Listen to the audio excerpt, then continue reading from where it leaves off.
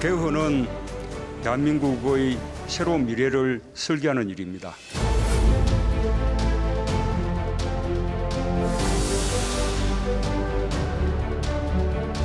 양성평등 실현과 사회적 약자의 권리 강화, 안전하고 건강하게 살아갈 수 있는 권리 등 시대 변화에 따른 기본권을 강화해야 합니다.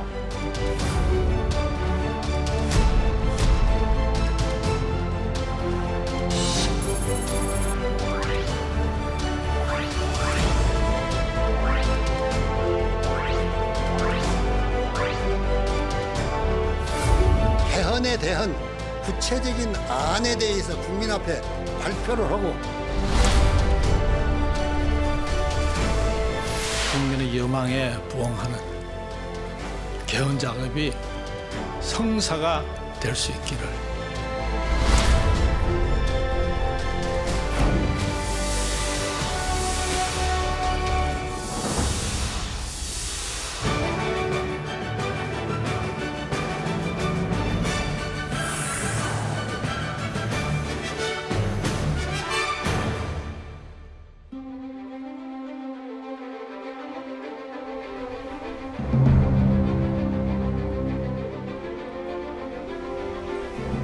여러분 안녕하십니까? 정관용입니다.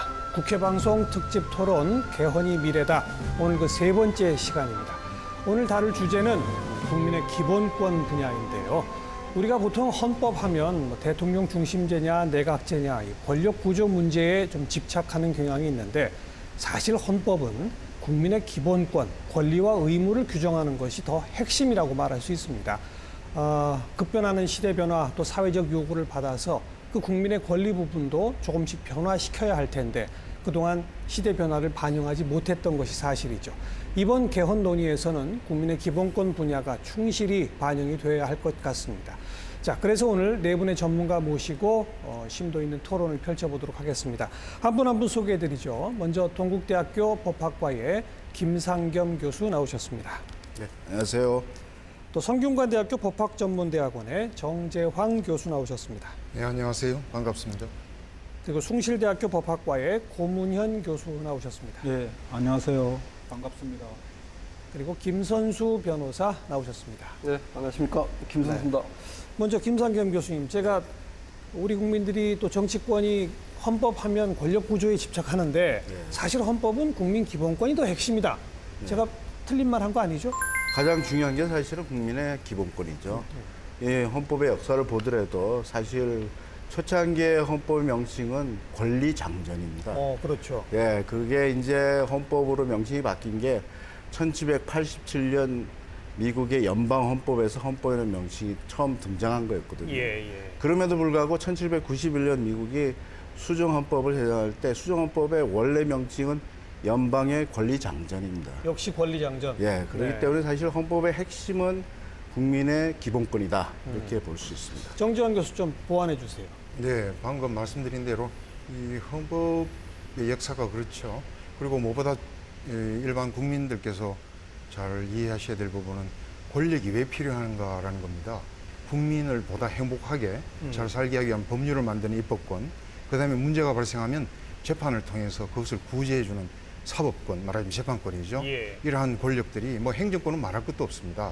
법을 집행해서 국민을 권리를 보호해 주는 거죠. 이러한 권력들이 있어야 되는 이유도 더도 아니고 덜도 아니고 바로 국민들의 기본권을 보다 더 잘 보장해 주기 위해서 있는 게 되죠. 따라서 기본권이 중심이 돼야 된다. 그런 생각입니다. 헌법의 기본 구조가 국민의 기본권을 먼저 정해놓고 이걸 보장하고 지키기 위해서 국회는 행정부는 이런 식으로 나가는 거죠. 그렇죠. 예. 고문현 교수님. 예, 앞에 좋은 말씀을 많이 하셨는데 그 연장선상에서 말씀을 드리면 이 기본권을 먼저 만들어 놓고 국회에서 그것을 이제 보완하는 내지 구체화하는 건데 그것을 이제 이른바 유식한 용어로 통치권의 기본권의 기속이라고 합니다. 통치권에는 입법권도 포함되고 집행권도 포함되고 사법권도 포함되는 그런 게 총괄해서 쓰는 용어가 통치권이고요. 그 통치권 대통령을 중심으로 한 집행권, 그리고 국회의장을 중심으로 한 입법권, 그리고 대법원장을 중심으로 한 사법권 모두 다 기본권에 기속되는 겁니다. 기속된다. 그렇기 때문에 기본권의 중요성은 아무리 강조해도 지나치지 않고 그렇기 때문에 헌법 개정의 중심에는 기본권이 있어야 된다. 기본권 보장을 중심으로 해야 된다. 이렇게 말씀드릴 수 있습니다. 네. 그런데 우리 그동안의 개헌의 역사를 보면 국민의 기본권 분야보다는 권력 구조, 그 문제만을 중심으로 계속 개헌이 되어 오지 않았었습니까? 네, 지금까지 9차례에 걸쳐서 개헌이 이루어졌었는데요. 국민의 힘에 의해서 개헌이 이루어진 것은 4.19 혁명 후에 그 3차 개헌과 그다음에 6월 항쟁 이후에 9차 개헌 두 번뿐입니다. 그 나머지 개헌은 그 집권자나 아니면 쿠데타 후에 권력을 잡은 계층이 그 이제 정권의 정당성을 확보하기 위해서 예. 이렇게 정부 형태 중심으로 개헌을 해왔습니다. 그래서 이제 그 기본권 부분에 있어서 이거 중요도나 이런 부분이 떨어졌었는데요. 근데 이번에 그 10차 개헌은 촛불 혁명의 완성이어야 된다고 생각이 됩니다. 뭐 그런 측면에서 봤을 때 기왕이 그 9차 그 현행 헌법이 나름대로 그 기능은 수행했지만 여전히 부족했던 그 기본권 부분을 확대 강화하고 또 기본권 부분에 그 이렇게 독재 정권의 그 잔재질이 남아 있는 부분들이 있습니다. 예. 뭐 그런 부분을 걷어내서 기본권을 강화하는 쪽으로 가야 되리라고 생각을 합니다. 네. 아까 김상균 교수께서 헌법이 원래는 이제 권리장전이었다 이렇게 말씀하셨는데 현행 우리나라 헌법도 국민의 기본권을 여러 조항으로 좀 하고 있지 않습니까? 그게 세계적 추세로 봤을 때는 어느 정도 수준이라고 봐야 되는지. 네.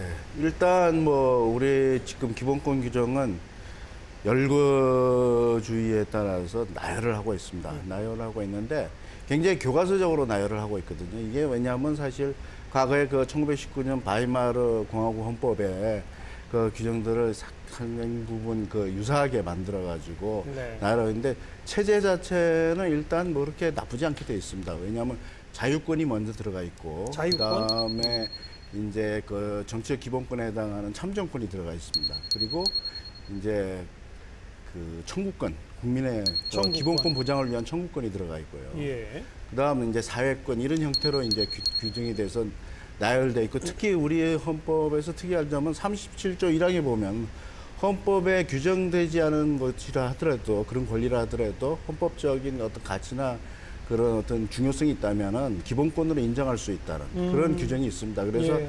사실 굉장히 폭넓게 수용할 수 있는 가능성이 있는데 그렇다 하더라도 열거되지 않은 경우에 있어서는 사실은 그것이 기본권화되는 데는 상당한 그 논란이 있을 수 있고요. 어려움이 있기 때문에 가장 대표적으로 이제 사실 기본권으로 인정됐던 게 개인정보 자기결정권이 헌법재판소에서 이제 인정이 됐었고요. 네. 그다음에 이제 국민의 알 권리 같은 경우도 사실 언론의 자유 속에서 이제 등장하고 있지만 알 권리도 이제 일종의 어떻게 보면 명문화되지 않은 기본권이라고 볼 수 있습니다. 그래서 이런 것들이 이제 사실 우리 헌법 체계 속에서 녹아 있습니다만 그럼에도 불구하고 이제 정보 사회가 되고 또 다양한 어떤 기본권들이 등장하고 있는 상황에서 그것을 수용하지 못하고 있기 때문에 이번 10차 개헌이 이제 진행이 되는 과정에서는 기본권을 좀 더 포괄적이고 중점적으로 다루어서 네. 좀 체계를 새롭게 잡아야 되지 않나 그런 생각이 듭니다. 뭐 바로 받아가서 그러면 이 열거주의로 하나하나 명시되어 있지 않은 네.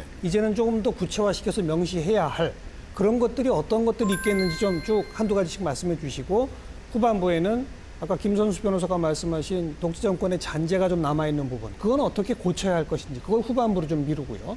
자 먼저 좀 들어가야 할 것들 뭐가 있겠습니까? 정재환 교수님. 예, 뭐 새로운 기본권들을 헌법에 넣어서 꼭 강조해야 될 것들 그런 것들은 많이 있다고 생각이 됩니다. 그래서 방금 기본권의 체계를 말씀하셨기 때문에 저는 국민들 이해를 좀 돕기 위해서 도표를 하나 만들어 왔습니다. 여기 보시면 이제 기본권 체계도는 우리가 이렇게 설명을 하죠. 인간과 국민이 기본권을 누릴 수 있는 주체가 되고요. 거기서 이제 인간의 존엄과 가치가 가장 중요한 그런 기본권이 되겠고 여기에서 평등권이나 행복추구권이 여러 기본권들에 적용될 중요한 원칙적인 의미의 기본권들입니다. 그래서 여기 보시면 이제 종류별로 자유권도 있고 인간다운 생활 권리, 우리가 말하는 사회 부조건이랄까 뭐 생활권 또는 생존권이라고 그러죠. 그다음에 참정권이 있고 그다음에 사법 절차적인 청구권이 있습니다. 이 청구권은 특히 이제 다른 기본권들을 전부 다 이 다른 기본권들이 문제가 발생해서 침해가 오면 그걸 구제해 주기 때문에 제가 이렇게 선을 구제라고 해서 짚어 놓았고요. 예, 예. 이처럼 기본권은 그냥 나열하는 게 아니고 이처럼 체계화를 가지고 있어야 됩니다. 그래야지 촘촘한 그물망으로 채지게 되는 거죠. 그래서 현재 우리나라 헌법도 어느 정도는 갖춰 있지만 이번 14기원에서는 보다 좀 더 체계화해서 그렇게 해서 촘촘한 그물망이 되는 기본권은 국민의 일상생활에 바로 직결이 됩니다. 네. 그래서 헌법 외에 헌법에 규정되어 있는 것들 외에도 이렇게 끌어낼 수 있으면서 그러면서도 또 필요한 것들은 가능하면 헌법에 조문화하는 것이 필요하지 않느냐 그런 생각이 듭니다. 네, 김선수 변호사. 예, 그 두 분께서 설명해 주셨듯이 지금 현행 헌법에서도 그 10조의 인간으로서의 존엄과 같이 행복 추구권 그리고 이제 30조 1항에 열거되지 않은 권리도 이렇게 보장된다는 네. 그 두 조항이 이렇게 그 포괄적으로 망라를 하고 있죠. 그렇지만 이제 그 구체적으로 개별적으로 이제 이렇게 권리를 명시하는 것과 명시하지 않는 것 사이에 해석이나 이런 데 있어서 좀 차이가 있기 때문에 뭐 그동안 그 헌법재판소가 해석상 내지는 또 이제 그 학계에서 인정한 그런 그 기본권들을 명시할 필요가 있다라고 이렇게 생각이 됩니다. 예. 그래서 저희 이제 그 자문위원회에서 검토된 것들을 조금 그 나열을 해드리면 국회 개헌특위 자문위원회에서 저희 이제 기본권 분과에 그 12명의 의원이 있었는데 거기서 좀 같이 논의한 결과는 생명권과 사형 금지를 명시할 필요가 있겠다. 그다음에 그 신체와 정신 온전성에 대한 권리 그리고 위험으로부터 안전할 권리 그리고 그 성평등 조항과 그 아동의 권리 조항 그리고 노인의 권리 조항 그다음에 장애가 있는 사람의 그 조항도 별도로 그 명시할 필요가 있겠다라고 이렇게 했습니다. 그리고 그 자유권의 그 근본적인 조항으로 자유롭게 행동할 권리, 난민 보호와 망명권, 예, 그다음에 사상의 자유, 신앙의 자유, 사상 신앙의 자유 같은 건 기존에도 있지 않나요? 그렇지 않습니다. 이제 양심의 자유에서 사상의 자유가 포함된 걸로 해석을 하고 있고 종교의 자유 속에 이제 그 신앙의 자유가 포함된 걸로 이렇게 해석을 하는데 그렇게 일반적으로 해석되는 것을 그 미명시하자는 취지입니다. 뭐 그런 부분은 뭐 기왕의 해석으로도 충분히 가능할 수 있지만 명시함으로써 보다 명확히 하자는 것이죠. 그다음에 이제 그 정보기본권, 정보기본권, 그리고 그 언론 출판 집회 결사의 자유를 표현의 자유와 집회 결사의 자유를 이렇게 구분해서 별도의 조항으로 규정하자는 겁니다. 그래서 언론 출판을 표현의 자유로 좀 더 폭넓게 이렇게 하자는 거고요. 그리고 그 사회 보장을 받을 권리 그리고 이제 그 쾌적한 주거권, 그다음에 문화생활을 누릴 권리, 그다음에 그 건강권과 보건권 이런 것도 그 별도로 이렇게 명시하는 게 좋겠다고 그 의견을 모았습니다. 그리고 이제 소비자의 권리 그리고 그 환경권도 좀 적극적으로 그 쾌적한 환경을 함께 누릴 권리. 그리고 모든 생명체는 존중받는다는 것을 명시하는 쪽으로 했습니다. 동물 보호 이런 것도 연결되겠죠. 그러니까 모든 생명체가 존중받는 걸로 하니까 이런 부분에 있어서는 그 기본권에 과연 이제 생명체까지가 주어를 될 수 있냐는 부분에 논란이 있긴 하지만 뭐 이런 부분이 이제 그 헌법의 기본권 조항에 들어간다고 하면 상당히 선진적인 뭐 그런 헌법이 될 것이고 그리고 이제 소위 도력용 소송 뭐 이런 것도 가능성의 길을 열어두는 것이 아닌가 그렇게 생각됩니다. 지금 뭐 잠깐 얘기하시는 데는 또 벌써 한 20가지가 되네요. 굉장히 많습니다. 그리고 이제 공정하고 무척법한 행정요구권 뭐 이런 것들을 이제 별도로 이렇게 하자는 건데요. 그러니까 이런 부분들이 그 기왕의 그 헌재의 그 결정이나 그다음에 뭐 법원 판례를 통해서 이미 그 현재의 그 헌법 조항으로부터 도출되는 걸로 이렇게 해석이 되고 있는 겁니다. 알겠습니다. 그러니까 뭐 몇 번 얘기 나왔습니다만 현행 헌법 37조 1항에 여기에 우리 헌법에 명시적으로 규정되지 않았어도 보장된다라고 한 것을 이제는 좀 쭉 다 써보자 그런 취지라군요. 너무 포괄적으로 하는 것은 좀 오히려 기본권을 실질적으로 보장해 주는데 좀 문제가 있을 수는 있습니다. 지금 저희가 이제 문제되는 건 이 자유권 영역에서 좀 체계적인 그 체계가 제대로 구축이 안 돼 있어서 양 혼란을 겪는 경우가 많이 있습니다. 그래서 특히 이제 자유권과 우리가 소위 말하는 사회권의 충돌 부분을 어떻게 해소시킬 것이냐 하는 부분들이거든요. 결국은 조금 설명해 주세요. 자유권과 사회권. 자유권이라는 것은 이제 사실은 글자 그대로 그냥 자유를 보장하기 때문에 건드리지 않으면 보장되는 겁니다. 그러니까 어떻게 보면 그걸 우리가 성격상으로는 뭐 방어권이라고도 하고 소극적인 권리다 이렇게도 이야기를 하고 있는데요. 근데 자유권을 좀 더 체계적으로 규정하자는 건 뭐냐면 이제 좀 적극적으로 자신의 어떤 활동이라든지 아까 뭐 우리 김선수 변호사님도 말씀하셨습니다만 사회에서 활동할 수 있는 인간의 어떤 자유로운 영역들을 갖다가 좀 더 체계화시켜 주자는 것인데 예. 근데 문제는 뭐냐면 우리가 생존권이나 사회권이라고 불리는 부분들이 있습니다. 우리 지금 현행 헌법에는 31조부터 36조까지 규정이 돼 있는데 그 규정들은 사실은 국가가 체계적으로 법률을 통해서 구체화시켜 주지 않으면 헌법에서 직접적으로 보장받기 어렵습니다. 왜냐하면 환경권이라는 게 사실은 그 환경 침해 요소들이 구체적으로 나타나는 게 아니거든요. 헌법에는 없죠. 예. 그렇기 때문에 그것으로부터 바로 그 소송을 청구할 수 있는 권리가 보장될 수 있는지 여부인데 그걸 좀 더 이제 체계적으로 보장해 줄 가능성이나 그런 필요성은 있는데 문제는 뭐냐면 그렇게 됐을 때 사실은 이제 그 환경 문제로 인해서 기업들의 어떤 그 활동이라든지 이런 것이 축소될 가능성도 있고 결국 이런 부분들을 좀 더 좀 신중하게 접근해 가지고 자유권 영역을 좀 체계화시키는 게 필요하다 저는 그렇게 생각이 됩니다. 네, 저는 굉장히 이 중요한 이 뭐랄까 헌법 의식이랄까 그런 측면에서 이번에 좀 조문이 순서부터 좀 바뀌었으면 생각이 듭니다. 그 헌법 전문에 기본권에 관한 규절들이 더러 문헌이 나오긴 하지만 1조부터 시작할 때 우리는 대한민국은 인권 국가라든지 기본권을 지향한다든지 이런 것들 좀 넣었으면 합니다. 아, 앞에? 예. 그게 이제 아무래도 이 법이라는 것은 조문 순서도 굉장히 중요하죠. 그렇죠. 예, 현재는 이제 10조에 비로소 모든 국민 인간으로서 존엄 가치를 가진다 이렇게 나오는데 1조에서부터 인간의 존엄성을 좀 선언을 했으면 좋겠고요. 그래서 새로운 기본권으로는 이 4차 산업혁명이 이제 뭐 온다고 그러는 게 아니라 이제는 와 있는데 4차 산업혁명 정보과학 기술에서부터 인간의 이 존엄성이 피폐해질 수 있는 그런 문제들 이러한 것들에 대비해서 그런 조문이 좀 들어갔으면 하는 생각이 많이 들고요. 또 조문 중에서도 여러 가지를 우리가 생각할 수 있겠는데 조금 전에 환경권 이야기를 하셨는데 이제 지속 가능한 환경이 돼야 된다. 예. 그 환경 보존 의무 지금 그렇게 돼 있습니다. 그리고 조금 전에 이 김상경 교수님이 말씀을 잘 해주셨는데 이 생존권, 사회적 권리들이 너무 국가의 노력 의무 조항이 많습니다. 노력해야 한다, 노력할 의무를 진다 이렇게 하면 돼 있는데 좀 더 강제성을 띄우고 법적인 힘을 가질 수 있게 권리 선언으로 해서 가야 되는 게 좋지 않겠느냐.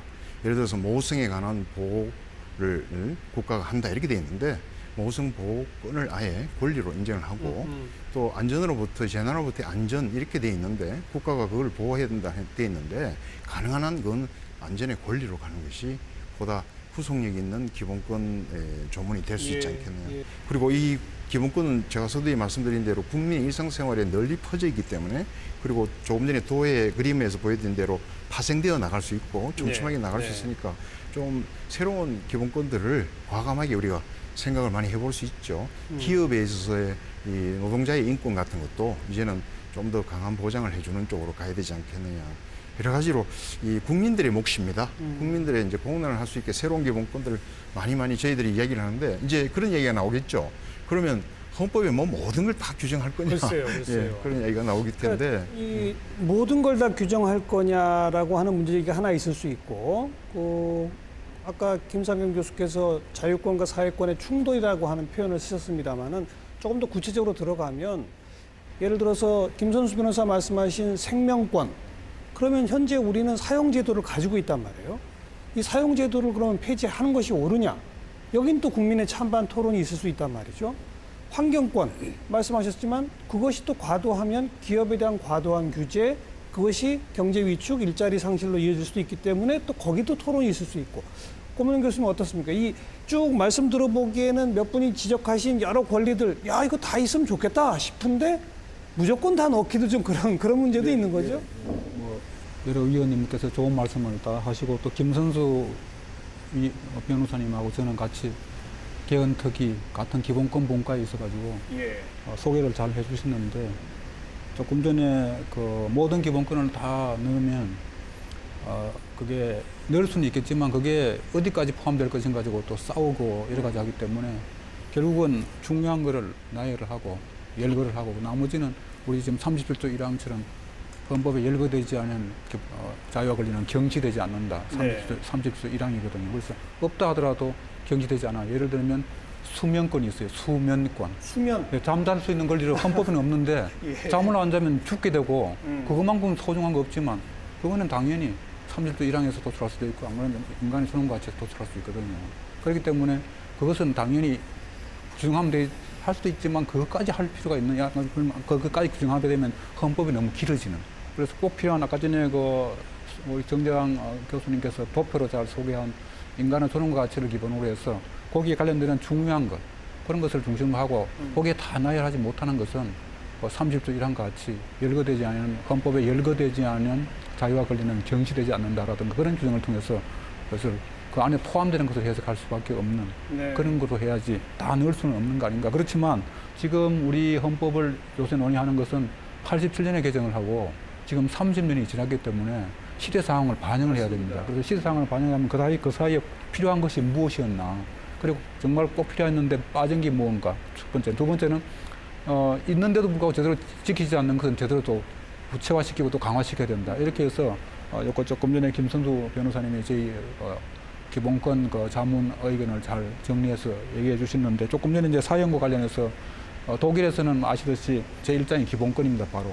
우리는 제1장이 총강이지만 독일은 제1장 기본권 제2조에 보면 일반적 인격권 안에 누구든지 생명권을 가진다 이렇게 되어 있습니다. 네. 그래서 생명권을 2조 2항에 넣고 그다음에 102조의 사형은 폐지한다 이렇게 해서 명백하게 독일처럼 헌법에 명문화하면 상관없는데 또 여기 논란이 되듯이 이건 사형 규정은 이 법정책적인 하나의 정책이지 이것을 꼭 사형 생명과 배치되지 않는다 이렇게 얘기할 수 있는데 저는 독일처럼 이번에 개정할 때 저희 개정안에도 나와 있는데 저희 기본권 자문위원회에도 생명권은 이 생명권을 가진다 돼 있고 제2항에는 사형은 금지된다 이렇게 해서 저희들은 명문으로 독일과 비슷하게 규정하고 있습니다. 이런 중요한 조문은 넣어야 되지만 조금 전에 말씀드렸듯이 해석상 당연히 도출할 수 있는 것은 넣지 않아야 되지 않나 그런 생각입니다.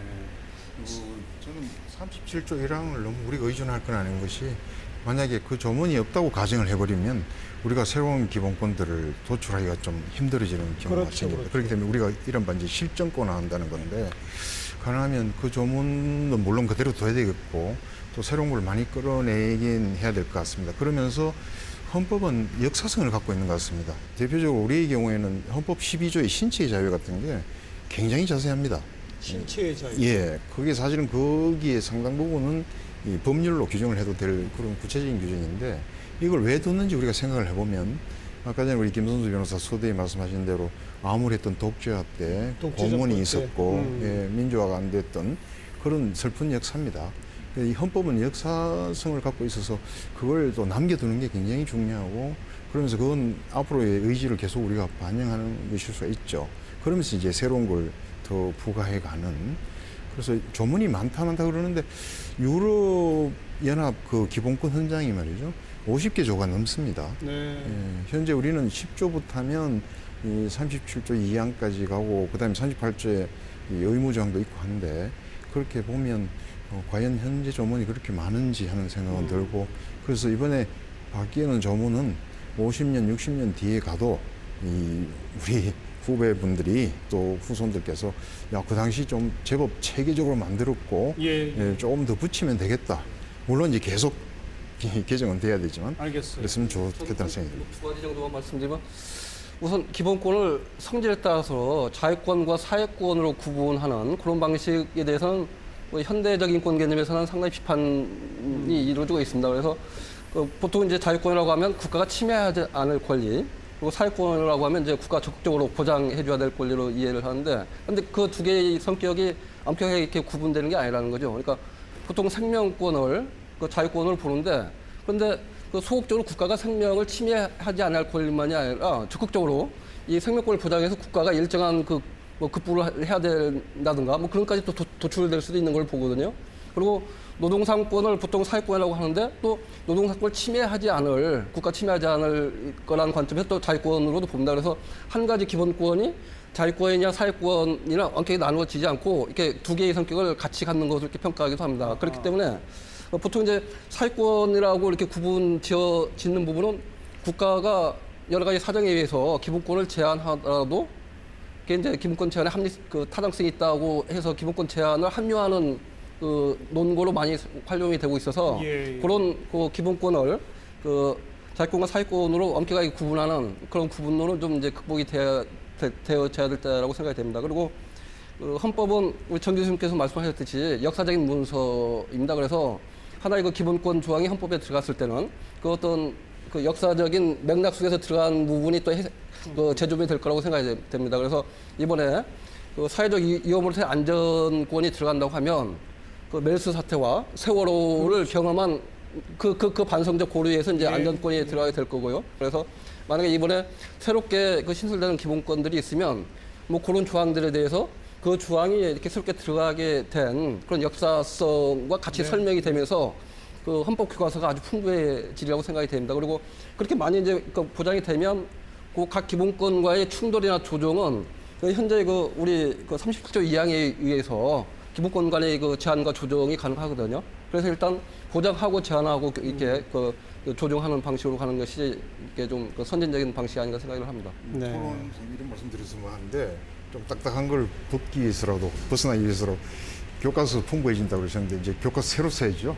그래서 이론도 많고 조금 전에 우리가 자유권, 생존권 제가 이렇게 도표로 또 말씀드려서 죄송한데 이렇게 한 거는 그냥 편의상 분류한 거고 사실은 개인정보 자기결정권 아까 전에 있었죠. 그거는 자유권적인 요소도 있고 적극적인 구제권도 있고 생존권도 있고 알겠습니다. 다 있습니다. 그래서 그러면서 이렇게 화살표로 가면서 이제 점점 파생되어 가면서 서로 유기적으로 연결되고 아까 전에 말씀하신 기업의 환경하고 그 마찰은 우리가 어떻게 해소해야 되느냐. 조금 전에 말씀하신 대로 기본권 조항인 37조 2항에 공공복리 조항에 의해서 조절하고 서로 그래서 국민들에게 최대한 다가갈 수 있고 또 이익이 되는 걸 차단내고 충돌을 줄이고 이렇게 해야 될 것 같죠.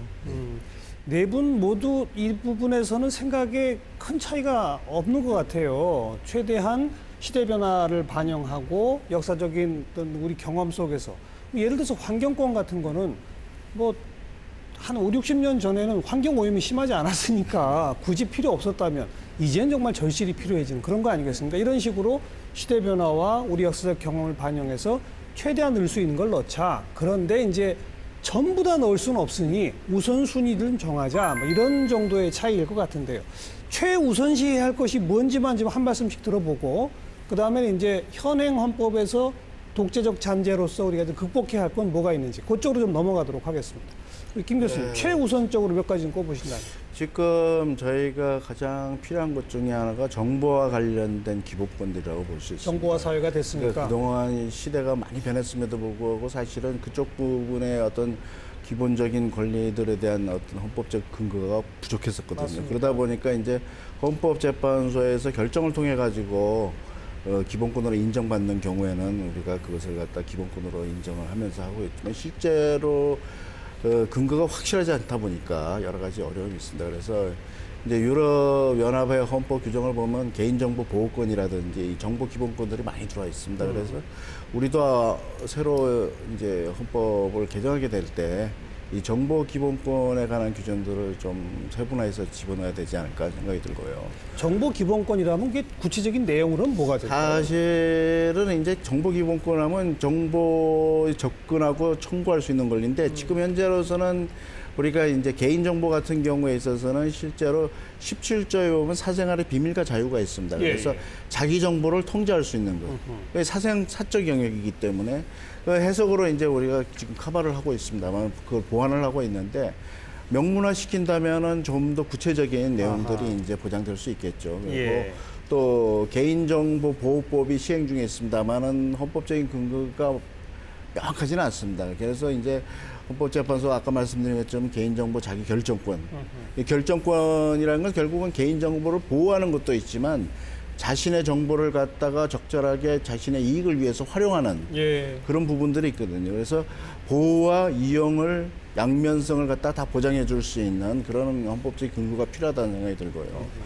그다음에 이제 또 우리가 그 이제 공공정보에 대한 청구권 같은 경우에 있어서는 헌법적인 건 이제 국민의 알 권리로 해가지고 이제 보완이 되고 있는데 알 권리 자체도 사실 명문화되어 있지 않기 때문에 그런 이제 공공기관의 이제 정보를 우리가 접근하거나 정보를 취합하고 정보를 활용할 수 있는 권리도 이제 헌법적인 근거를 갖는 게 필요하지 않을까 그렇게 생각이 됩니다. 정보 기본권 네. 강조해 주셨고 우리 고문영 교수님 우선순위 면에서 강조할 만한 거 어떤 거 있어요? 뭐 우선순위를 정한다면 조금 전에 우리 사회자님께도 말씀하셨듯이 환경 쪽이 환경 중요하지 않나. 왜냐하면 물론 있어요. 지금 현행 35조도 있긴 있는데 그것을 대폭 보완을 해가지고 이 확대 발전시켜야 된다고 생각합니다. 현행 환경권은 제가 알기로 1980년 제8차기원 50 헌법에서 들어갔는데요.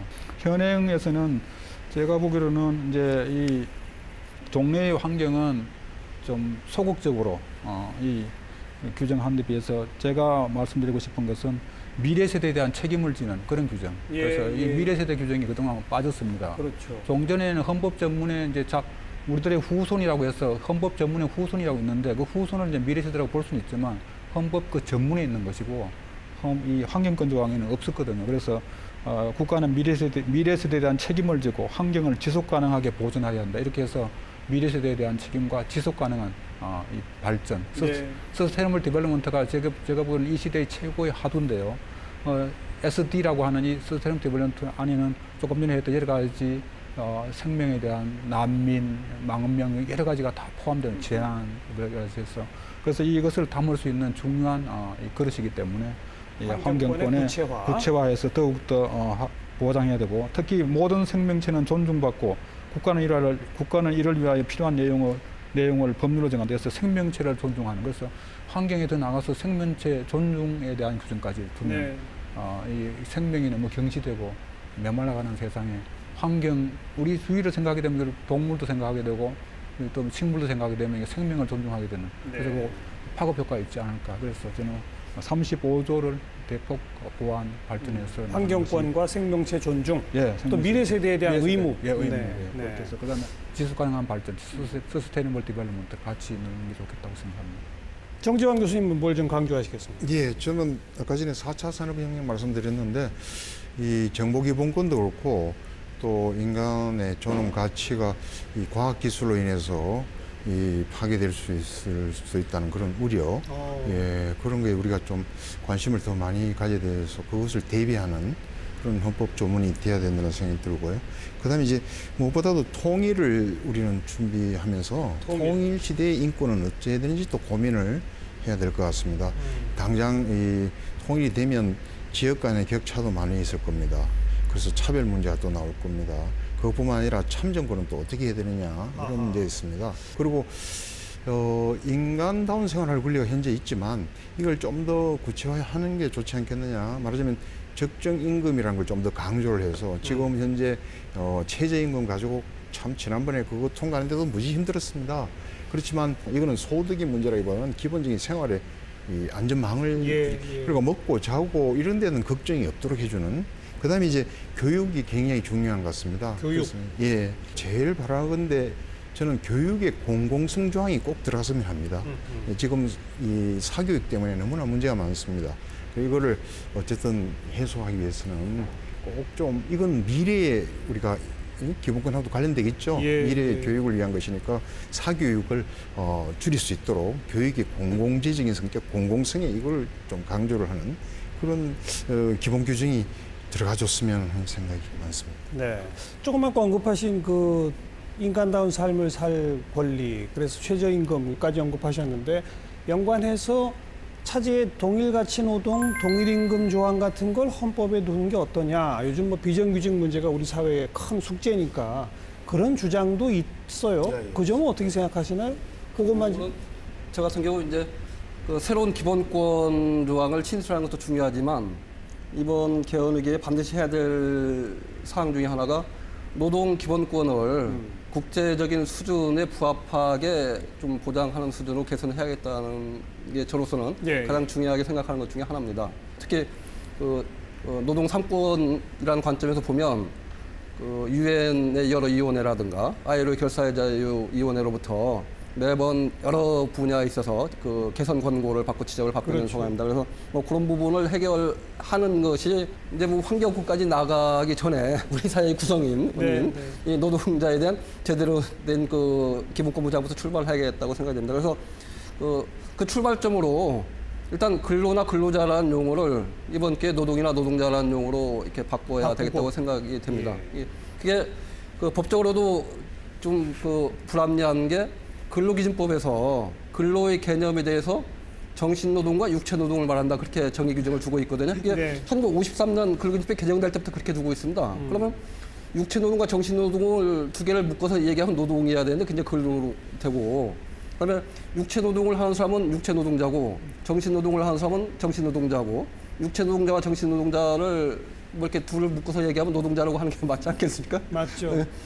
그래서 이제 그런 측면에 있어서는 뭐 문재인 대통령도 그 후보 시절에 그다음에 그 정의당의 심상정 후보도 그 후보 시절에 그 용어의 편견을 걷기 위해서 이번 개헌에 그 노동자라는 용어로 이렇게 개정하자는 취지의 동의를 했습니다. 그래서 뭐 그런 용어 변경이 상당히 중요한 부분의 하나라고 생각이 됩니다. 그리고 아까 얘기하신 이제 노동 조건과 관련해서 이 동일가치노동 동일임금을 이 헌법에 규정하는 예들이 일단 유엔의 사회권 규약에서 그 기본권 조약인데 거기에 규정을 했고, 그다음에 이 노동조건 결정에 있어서 노사 대등 결정 원칙이라든가, 그다음에 정당한 이유 없는 해고로부터 이거 보호 원칙, 이런 부분이 이제 노동법상의 기본 원칙인데 이런 부분들은 그 헌법상 원칙으로 이렇게 끌어올리는 것도 가능하고 뭐 그러한 입법 예도 얼마든지 있는 것 같습니다. 네.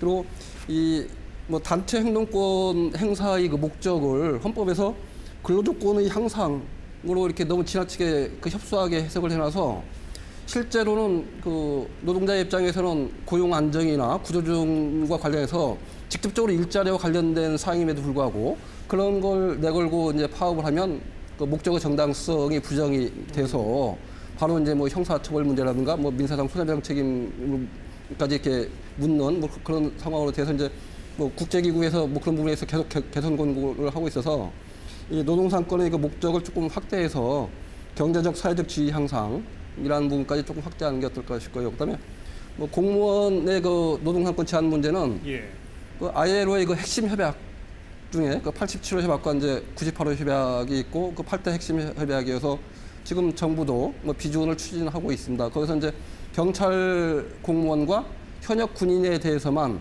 이 노동상권에 대한 그 제한을 가능하도록 이렇게 규정하고 있거든요. 나머지 공무원은 다 허용하고. 뭐 그 부분 이제 허용하면서 37조 2항에 의해서 필요한 범위 내에서 이렇게 제한 조정할 수는 있습니다. 그래갖고 그 이 헌법에서 별도로 이렇게 명시적으로 개별 조항을 두어서 제한 규정을 두지 않는다고 하더라도 37조 2항에 의해서 일반적인 이제 법률규모 조항이라고 하니까 거기에 의해서 이제 조정이 가능하거든요. 그래서 적어도 이 국제사회가 인정하는 그런 기준 정도만큼은 끌어올리는 것이 필요하다는 게 제 생각입니다. 노동기본권에 대해서는 근데 조금 찬반 논란이 있을 수도 있는데 뭐 아닐까요? 그 점은 어떻게 보십니까? 그렇죠. 근데 뭐 일단 우리가 그동안 이제 그 용어 자체가 통일이 안 돼 있었기 때문에 문제는 있었고, 또 노동자의 권익을 보호하기 위한 헌법 규정을 두는 것은 뭐 세계적인 추세이기 때문에 필요하다는 부분은 충분히 공감이 되고요.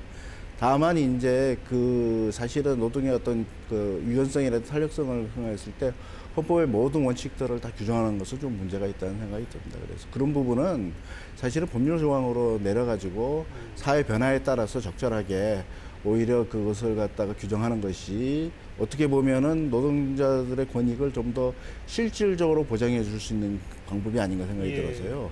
너무 상세하게 규정하는 것은 오히려 위험하다 그렇게 생각이 됩니다. 이처럼 좀 토론을 하다 보면 또 노사 간의 견해 차이 때문에 이걸 꼭 헌법에 두는 게 옳으냐, 그냥 법률 정도에 두는 게 옳으냐라고 하는 쟁점이 생길 수 있어요.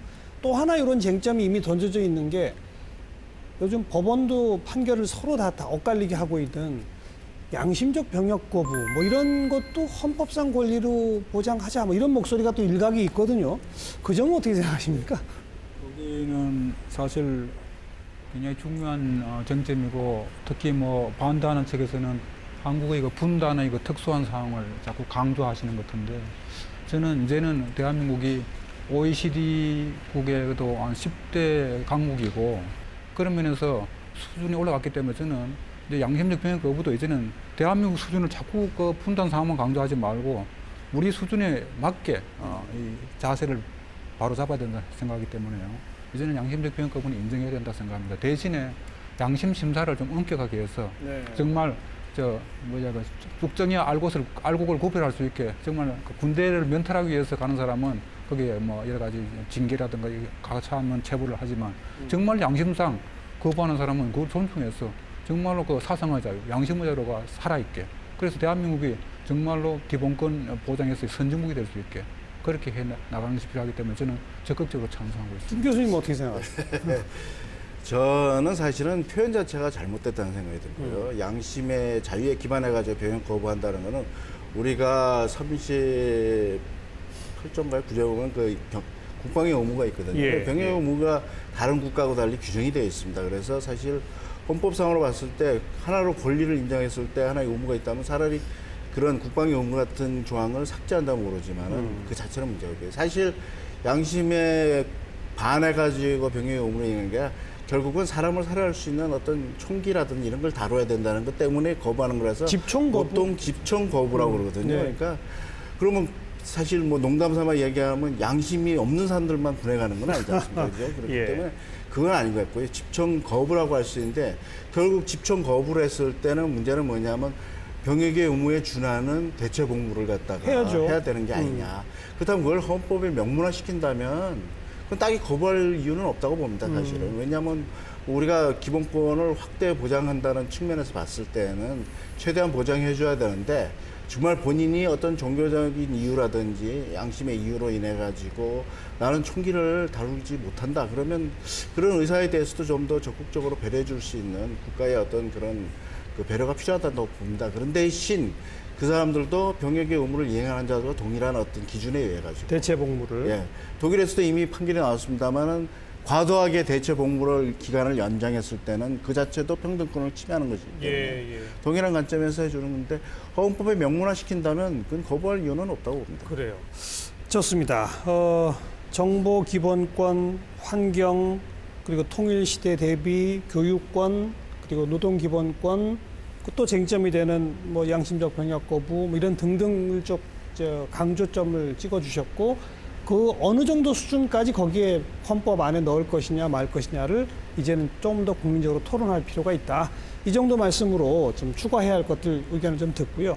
자, 김선수 변호사께 발언 기회 드리면서 이제 우리 헌법에 독재 정권의 어떤 잔재로 남아있는 것, 그걸 바꿔야 할 것, 그런 거 예를 들어서 어떤 것들이 있는 겁니까? 근데 그게 기본적으로 이제 사법 절차 권리 부분들에 그런 그 요소들이 많이 들어가 있습니다. 그래서 우선 그 영장 신청권을 검사에게 독점시키고 있는 그 조항이 그 5.16 쿠데타 후에 그 들어간 조항입니다. 그래서 이제 영장주의에 있어서 이 본질은 그 독립기관인 법관에 의한 심사를 거쳐서 이게 이제 그 어떤 기본권 제한을 그 심사한다는 건데 신청권이 누구에 있는가는 그렇게 중요하지 않습니다. 그래서 이제 그런데 이제 이 검사에 의한 신청이 반드시 경유하도록 됨으로 인해서 검찰권 남용으로 나타나고 있습니다. 그래서 그 세계적인 입법례로도 헌법에 그 영장 신청권을 규정하고 있는 예는 없습니다. 그래서 뭐 그 부분은 그 헌법에서는 삭제를 하고 결국 이제 형사소송법에서 법률로 규정할 사항이지 않은가 뭐 그런 생각입니다. 그래서 그 조항은 검찰 경찰의 수사권 조정 내지는 경찰 수사권 독립 문제 또 고위공직자 비리수사처 신설 시의 문제, 요거랑 다 연관이 되는 거죠? 뭐 꼭 그렇지는 않다고 봅니다. 그래요? 그건 헌법상의 문제가 아니고, 그건 이제 그 지금 말씀하신 부분은 법률상으로 얼마든지 해결이 가능한 거기 때문에 헌법에 꼭 그 검사 영장 신청권을 독점하는 그 조항을 둘 필요는 없다고 생각이 듭니다. 그리고 그 지금 그 재판 받을 권리와 관련해서 이 법관에 의한 재판 받을 권리로 이렇게 규정함으로 인해 갖고 이 배심제나 참심제를 도입하는 것에 대해서 이원성 소지가 있습니다. 그러니까 뭐 제가 볼 때는 현재 헌법 해석으로도 뭐 배심제, 참심제를 국회가 도입을 하면 헌재에서 이원으로 결정하지는 아니라고 생각을 하는데 이미 국민참여재판을 하고 있지 않습니까? 근데 그 국민참여재판에서는 배심원의 그 결정, 그 판결에 기속력을 인정하지 않았습니다. 이제 이원성 소지가 있기 때문에 그 이제 약간 그 완화된 형태로 그렇게 도입이 되어 있습니다. 그래서 이 국민참여재판은 어떤 그 재판의 그 민주적 정당성을 제고하고 국민의 사법 참여라는 관점에서 세계적으로 이렇게 다 공통적으로 도입되고 있는 제도입니다. 그래서 우리도 이런 그 유연성 소지를 이번 기회에 없애기 위해서 그 관련 조항들을 좀 개정할 필요가 있습니다. 그리고 또 하나는 이제 공무원의 이거 불법 행위에 대한 국가배상 청구권을 제한하는 지금 현행 29조 2항, 이제 군인이나 뭐 경찰 공무원 등의 경우에 이게 이제 그 직무수행상으로 이게 그 손해를 입었을 때 뭐 그걸 이제 국가배상을 해줘야 되는데 그걸 제외시키도록 하는데 이게 유신 때 들어간 거거든요. 그러니까 1971년에 그 대법원에서 이제 이혼 결정이 났음에도 불구하고 그걸 이제 헌법에 그 유신 위에 헌법에 끌어올려 놓은 건데 뭐 이 조항을 삭제하는 것에 대해서는 뭐 현재 뭐 그 특위에서도 견해 차이가 없죠. 예, 국회의원들도 거의 모두 이렇게 찬성하고 있는 걸로 알고 있습니다. 그 조항 같은 경우는 월남전 때문에 만들어졌다면서요? 예, 뭐 그렇게 이해가 월남전 되고 있습니다. 참전했다가 피해를 입은 군인들이 그 군인들이 전부 국가를 상대로 청구하면 어떡하느냐 해서 아예 봉쇄시켰다면서요? 그래서 뭐 제가 생각하는 가장 기본적인 거 네 가지는 뭐 그런 정도입니다. 네. 뭐 정 교수님은 또 독소 조항으로 꼽을 만한 게 있을까요? 방금 뭐 이 국가 배상 그게 사실은 이중 배상도 아니죠. 아예 배상할 수 없다, 청구할 수 없다 이래가지고 그건 이제 거의 우리 헌법학계에서는 다 일치된 개념인 것 같고. 빼야 된다. 예. 그래서 영장 청구 문제는 그동안 영장 청구에서 문제가 있고 이렇다면 좀 조절을 해야 되고 정리를 해야 되는데 다만 조금 더 의견이 상당히 지금 개헌특위에서 대립되어 있는 것 같아요. 그래서 좀 더 신중하게 하는 게 좋지 않냐. 네. 이런 뭐 이 잔재 요소로서는 대체적으로 우리가 정리를 해야 되는데 이건 좀 이해를 해야 되겠습니다. 그 국민들께서 야 기본권 조항이 많은데 또 들어가느냐 이렇게 얘기할 수도 있겠는데 또 한편으로 보면 이게 참 역사의 아이러니인지는 모르겠습니다. 이 사실 여러분 우리나라 헌법 개정사 다 우리가 공감하는 거는 이 바로 권력 구조 개편 때문이죠. 예. 자기가 집권을 하면 유리하게 정부 형태를 만들려고 했죠. 그러다 보니까 이제 참 낯간지럽죠, 솔직한 얘기로. 그러니까 그 민낯을 가리려고 그때마다 기본권을 막 자꾸 집어넣은 거예요. 그러니까 여러 가지 조문들이 보면 야 이런 조문이 또 들어갔구나 이렇게 생각을 할 수 있고 오히려 권력 구조 쪽에는 더 필요한 조문이 있을지언데 그거를 못했던 거 아니냐 이런 생각을 많이 해보면서 전체 구도에서 우리가 보고 들어가고 아까 전에 뭐 국가배상 금지 조항 이런 건 당연히 없애야 될 빼고. 예, 빼는 그런 것들이죠. 검사의 영장 청구권 부분은 조금 견해 차이가 있을 수 있다. 거기까지 듣고요. 자, 또 예, 뭐 앞에서 이미 지적을 해서 그 군무원의 그 군인의 이중배상 금지 조항은 당연히 위헌입니다. 그래서 그건 당연히 삭제돼야 될 거고요. 그래서 사실 뭐 검사 영장 청구권 부분은 두 분이 이제 조금 견해를 필요한데 저는 그렇습니다. 우리가 이제 멕시코헌법에도 들어와 있거든요. 이게 그러니까 우리가 전체적으로 비교법적으로 봤을 때 이제 한두 국가들은 그 검사에게 영장 청구권을 인정을 하고 있습니다. 근데 그 제도가 사실은 이제 논란이 되는 건 결국은 이제 검찰 개혁하고 맞물려 있기 때문에 그런 거예요.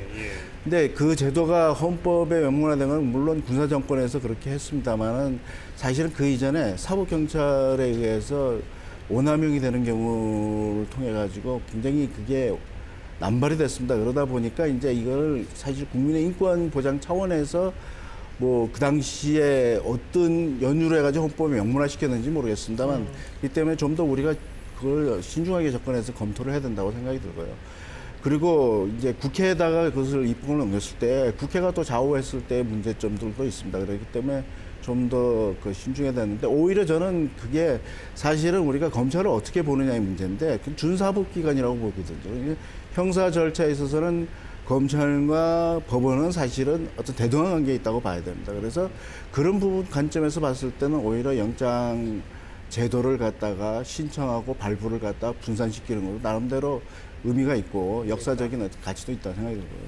그리고 그 외에 봤을 때는 우리가 이제 다른 조항들 같은 경우 특히 이제 재판 청구권 같은 경우에 있어서는 우리가 법관에 의해서 재판을 받을 권리거든요. 그러다 보니까 이제 배심 제도라든지 참심 제도를 운영한다 하더라도 한계가 있습니다. 그래서 그냥 국민에게 재판을 받을 권리를 인정한다든지 보장한다면 법관이라는 단어를 법원으로 바꾸면 되는 거 아닌가요? 아니라도 그냥 국민 그러니까 뭐 단어를 빼버리고 국민이나 용어를 쓰지 말고 뭐 인간이라는 용어를 쓴다든지 시민이라는 용어를 쓴다든지 원래 인간과 시민이라는 표현을 많이 썼거든요. 그런 경우에 있어서 그냥 재판을 받을 권리를 보장한다고만 해도 충분히 그런 부분은 법률상의 조항으로 국민의 의견 수렴을 통해 가지고 하면 되지 않을까 했습니다. 고문정 교수님도 저는 조금 전에 다 좋은 말씀을 다 하셔가지고 제 보완해서 말씀을 드리면 국가배상법 제2조 1항과 관련해서는 사실은 우리가 이제 짚고 넘어가야 될 것인데요. 71년도에 대법원 판결로 위헌 결정 났거든요. 근데 위헌 결정 난 것을 이제 법률 전문가가 머리를 써서 이른바 꼼수라고 볼 수 있는데 그걸 헌법에다 규정하면 헌법에 규정하면 합헌이다. 그 위헌 결정이 난 것을 헌법에 넣으면 합헌이라는 그 발상 자체가 이제는 떨쳐버려야 할 그좀 구시대의 잔재가 아닌가 그런 면에서 유신시대니까 가능했던 것이죠. 그래서 뭐 저도 누가 얘기했는지 다 알고 있는데 그걸 말씀드리긴 그렇고 해서 한데 참 그런 것은 다시 없어야 되겠고요. 그런 면에서 하여튼 이제 역사에 대한 책임을 지는 그런 자세로서 성숙된 그런 입법 태도 그리고 역사에 대한 그런 인식을 할 필요가 있다고 생각합니다. 알겠습니다. 자, 오늘 개헌 관련 특집 토론 세 번째 국민 기본권 문제를 다루면서 새롭게 들어가야 할 것들은 무엇인지 또 기존의 독재 정권의 잔재로서 우리가 좀 빼거나 변경시켜야 할 것은 무엇인지 차근차근 좀 논의를 해봤습니다. 마무리 말씀 한 1분씩만 기회를 드릴 텐데 마무리 말씀은 이렇게 좀 청하겠습니다. 아무래도 지금 정치권은 이번 개헌의 권력 구조를 뭐로 바꾸느냐를 놓고 신경전 벌이는 게 제일 크지 않습니까? 그러나 국민이 주체가 되는 그래서 국민 기본권 보장이 핵심이 되는 그런 개헌으로 만들어가는 것이 우리의 과제라고도 볼 수 있잖아요. 그럼 이번 개헌 논의를 그렇게 국민의 주체가 돼서 국민 기본권 신장이 핵심이 되는 개헌 논의로 끌어가기 위해서는 어떻게 하면 될 것 같은지 좀 아이디어를 한 1분씩 마무리 말씀으로 주시기 바랍니다. 김 교수님부터.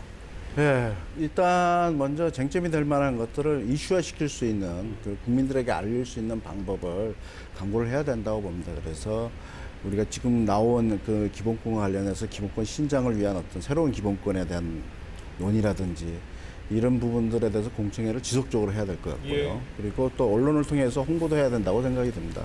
그렇게 해서 국민들이 그 내용을 좀 더 구체적으로 알고 있어야만 사실은 그 추진하는 데 있어서 탄력을 받기 때문에 그런 방법을 써야 될 것 같고요. 그리고 또 개헌을 추진하고 있는 국회나 또 관련자 입장에서 너무 많은 기본권을 도입해서는 안 된다고 봅니다. 왜냐하면 앞으로 세상이 어떻게 변해갈지도 모르는데 우리가 56신을 쓰기 위한 기본권 만든다는 게 아니라 사실 우리 지금 헌법 개정 절차가 너무 경직화되어 있기 때문에 그렇지만 독일 같은 경우 이미 60차례 걸쳐서 헌법 개정을 했습니다. 그래서 앞으로 우리 헌법 개정도 좀 시대에 맞게끔 빨리빨리 개정할 수 있는 헌법 개정 절차도 바꿔야 될 거고요. 그렇다면 우리가 당장 필요한 독소적인 요소들은 제거하고 그리고 새로운 기본권들을 도입할 수 있는 그런 어떤 부분에서 이번 헌법 개정이 좀 추진돼야 된다고 생각합니다. 정재원 교수님. 예, 저는 이 전제적인 조건을 좀 생각해보자 말씀을 드리고 싶습니다. 앞서도 말씀드린 대로 기본권은 국민의 일상생활에 바로 직결되기 때문에 국민 여러분들께서 잘 아셔야 될 부분입니다. 그래서 충분히 공론화를 해야 되겠고, 그렇죠. 예, 어떤 이슈에 대해서도 다양한 의견이 나올 수밖에 없습니다. 다양한 생각을 가지신 국민 여러분들이 계시기 때문이죠. 그래서 이 의견을 좀 모을 수 있는 창구가 좀 더 열려 있으면 좋겠습니다. 그 한 가지 예로는 국가인권위원회에서 개헌이 인권에 관한 조항을 개헌하자고 하면서 나온 제안에 대해서는 안에 대해서는 지금 국가인권위원회 내부에서 위원회에 여러 가지 의견 수렴도 여러 번 거쳤습니다. 그리고 이제 인권위원회의 사이트에 가보시면 거기 시민 이 의견 게시란이 있습니다. 거기에 의견을 남겨놓으시고 또 그것에 대해서 저희들 답변도 해야 되고 그러면서 또 좋은 더 나은 안이 나올 수 있고 그렇게 해서 공론화가 되어가야 되지 않느냐. 그리고 지금 그 외에도 시민단체에서 안이 많이 나오고 있습니다. 맞습니다. 예, 참여연대에서도 나와 있고요. 그래서 그런 것들을 좀 다양하게 참조를 해서 많은 의견들이 풍부하게 나왔으면 좋겠다는 생각이 들고 또 한 가지는 무엇보다 중요한 것은 우리가 개헌의 특히 기본권은 말이죠. 기본권 규정을 잘 만드는 것도 중요하지만 이 기본권을 지키는 보장기관이 중요하다고 봅니다. 그러니까 결국은 통치구조하고 말하자면 권력구조하고 또 맞물리죠. 그러니까 헌법재판소가 대표적인데요. 헌법재판소의 재판관이 보다 다양화돼야 되겠습니다. 그것이 다양한 사람들의 생각이 전달이 되고 대법원, 대법관 구성도 마찬가지고요. 검찰도 마찬가지고 그리고 국가인권위원회도 헌법기관화해서 이 재판을 통해서 구제받기가 힘든 그러한 사각지대를 좀 메꾸고 엉달진 곳이 없도록 그래서 따뜻한 기본권 보호가 되어질 수 있는 그런 전제적인 장치들도 필요하다. 필요하다 그런 네. 생각이 듭니다. 고문영 교수님. 앞에 좋은 말씀을 많이 해주셨는데요. 저는 이제 헌법은 시대를 반영하는 시대의 얼굴이다. 그래서 시대에 꼭 필요한 그런 조항은 반드시 담아야 되고, 그 중에 제일 중요한 것은 기본권인데요. 지금 기본권을 우리가 지금 논의하고 있는데, 사실은 이제 제가 왜 기본권을 말씀드리는가 하면, 조금 전에 제가 서부에서 말씀드렸듯이 통치권을 행사하려는 통치권 행사는 기본권에 기속되기 때문에 예. 대통령이든 국회의원이든 법원의 판사든 모두 다 국민의 기본권을 안전하거나 더욱더 두텁게 보호하는 쪽에 가야 되거든요. 그래서 이 기본권을 제대로 알고 제대로 지켜줘야 되는데, 그러면서 기본권을 기본권 보장의 중심은 아무리 강조해도 지나치지 않습니다. 그래서 조금 전에 여러분들이 뭐 공청회도 하자고 하는데, 그래서 다분히 현장에 있으니까 현장에 가서 많은 의견들 정치하고 공청회 등을 해서 그것을 제대로 피드백을 해야 되고, 그걸 위해서 지금 개헌특위에는 여러 분과가 있는, 저희들도 자문위에도 분과가 많은데, 분과가 뭐 기본권 분과뿐만 아니라 정부 형태, 지방 분권, 사법 등이 있는데요. 이게 또 정부 형태 가지고 이제 백가쟁명을 하고 있다 보니까 진척이 안 돼요. 그래서 제가 제안한 것 중에는 합의가 가능한 것부터 하자. 그래서 그냥 기본권은 다 보장하자고 나온 거 아니에요? 그래서 기본권이라도 이번 개헌에, 내년 선거에서 기본권이라도 개헌했으면 좋겠다. 그래서 이번 국회의원들께서 기본권이라도 개정을 하는 데 동참했으면 좋겠습니다. 아, 좋은 아이디어십니다. 김선수 변호사님. 예, 정부 형태는 뭐 지구지선의 제도가 없겠죠. 뭐 일장일단이 있고, 그다음에 역사적으로 또 뭐 이렇게 나라마다 뭐 어느 형태가 이제 바람직한지 한 부분에서 차이가 있을 수도 있고 그럴 것 같습니다. 그렇지만 이제 기본권의 확대 강화라는 측면에 있어서는 사회 모든 구성원들이 공유할 수 있지 않을까. 예. 그리고 그 부분은 가치의 문제이기도 하고, 또 이제 국제적인 기준도 있고, 그래서 이제 미흡한 부분을 국제 수준에 맞추는 과정에 대해서 어느 정도 공감대가 가능하지 않을까 생각을 합니다.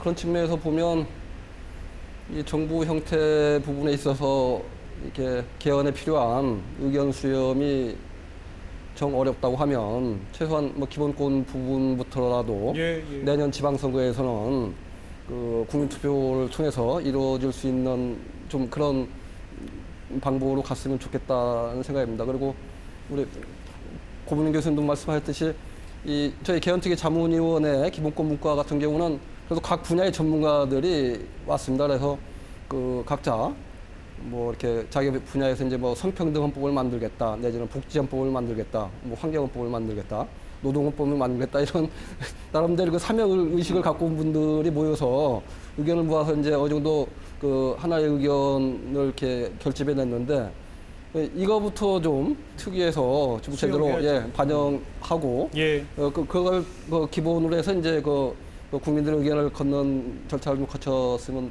어떨까 하는 생각입니다. 예. 그 자문위원 분들께 저희 국민들이 힘을 모아드리겠습니다. 그렇습니다. 결론은 헌법의 핵심은 우리 시민의 기본권이다. 이런 인식하에서 어떤 기본권들이 있어야 하는지, 필요한지 우리 국민들이 그 뜻을 모아가지고 정치권, 특히 국회 개헌특위에 압력을 넣어야만 아마 가능하지 않을까. 오늘 두 분께서 마지막에 좋은 제안 주셨어요. 정부 형태 가지고 물론 논란을 할 겁니다. 합의 안 되면 아예 이번에 개헌하지 말자가 아니라 합의할 수 있는 국민 기본권 이거라도 하자. 이런 결론을 좀 내려주기를 부탁을 드려야 되겠네요. 자, 네 분 교수님, 변호사님까지 귀한 시간 내주셔서 좋은 말씀 잘 들었습니다. 고맙습니다. 감사합니다. 네, 국회방송 개헌 특집 토론 세 번째 시간, 오늘 국민 기본권 문제를 다뤘고요. 다음 주에는 지방자치, 지방분권 확대 문제를 함께 고민해 보겠습니다. 다음 주에 또 뵙죠. 안녕히 계십시오.